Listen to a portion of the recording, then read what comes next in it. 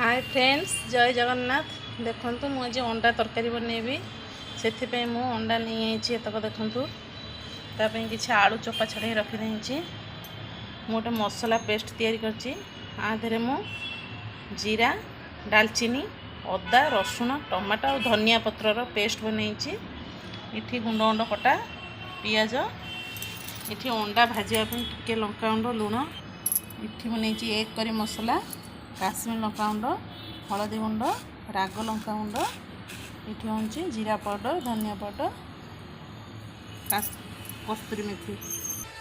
एबे मोर पानी बा फुटा को लगे मुझे अंडा तक सब सिझेबी।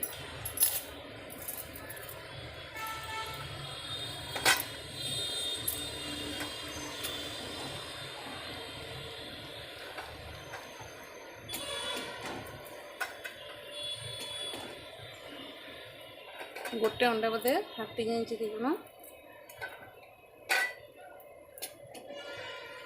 देखते एमती कर सबतक अंडा सिझाऊँगी।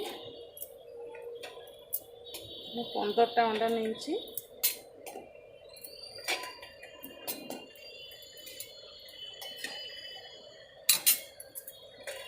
देखो अंडा गोटे फाटी जाइए।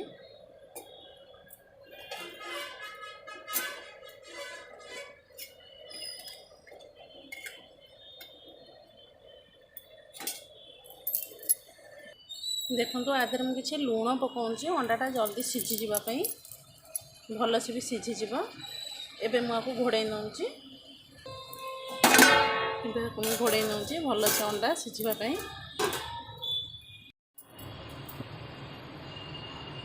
देखो मोर अंडा तक सब भल से सिझी जाइए। देखो केमती सब फाटी जाइए। 15 मिनट को मुझे सिझेली एमती फाटी जाइए। आपको एवं मु ठंडा पानी रे सब पकेबी।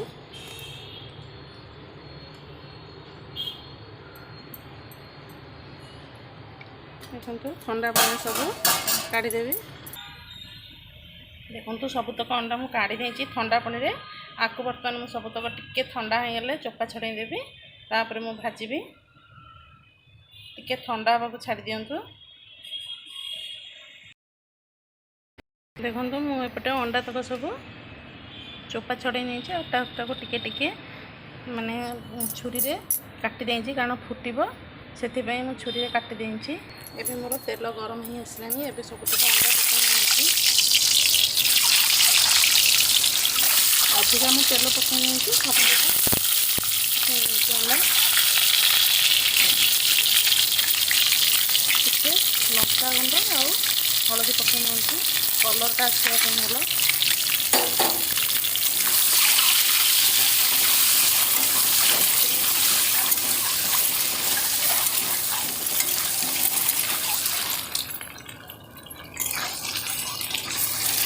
अंडार कलरटा भल आसो।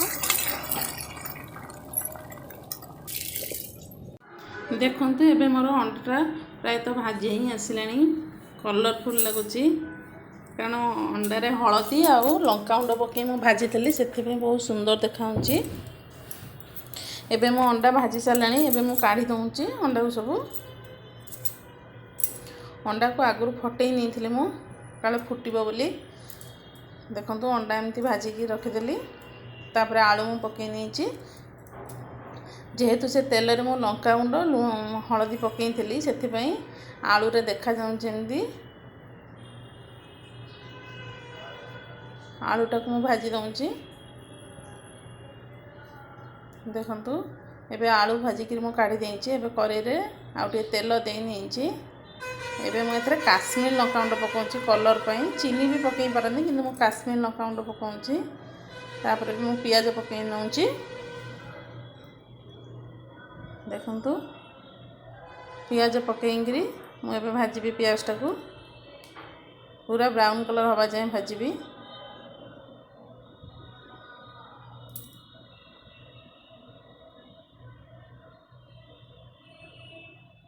ये जगहटा मोर नॉनवेज प्लेस मुझे नॉनवेज सब कै रोसे घर केतल केमती कै कि प्रायतः यही जगार मुझे देखु पियाजटा मोर भाजी है आउ टे भाजी हम।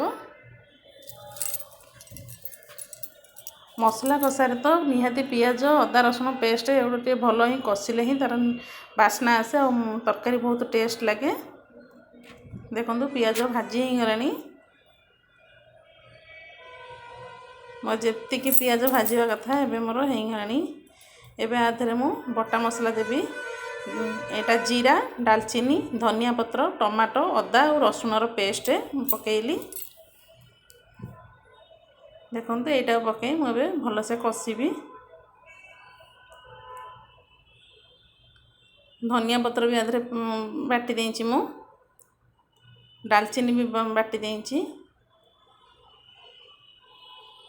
टमाटो भी बाटी नहीं सब बाटी देची अदा रसुण आ डालचीनी तो बाटी अदा रसुण जीरा धनिया पत्र एम सब बाटी देची पेस्ट बन नहीं तापर यहाँ को भलसे कषिबी।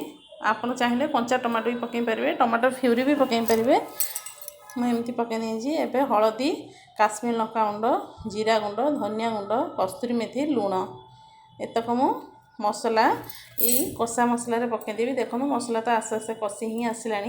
एबे सब मसला मु पकई नौची कारण गुंड मसला भी टिके कषि हवा दरकार तार बास्ना आसीबो।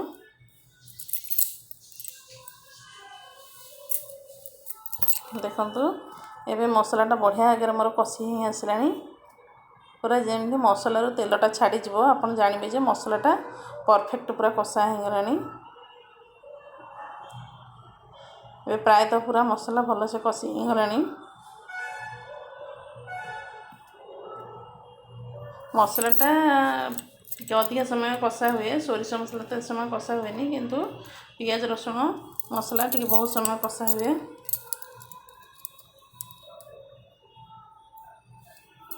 देखु एबे अंडा आ भजा होता आलू को पकई नौची। देखु एमती पूरा कषा भाया रही आधे मो पानी दे नौची टिके आलू सीझिबो मोर टिके झोल भी रखी।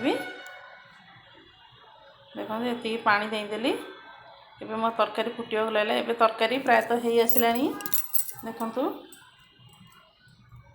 पूरा हो आसली। एबे एक करी मसलाटा मु पकेबी एटा मु लास्ट को रखीदेली लास्ट को एक करी मसला पकेले भारी बास्ना हम तरकारी आ टेस्ट द्विगुणा हम।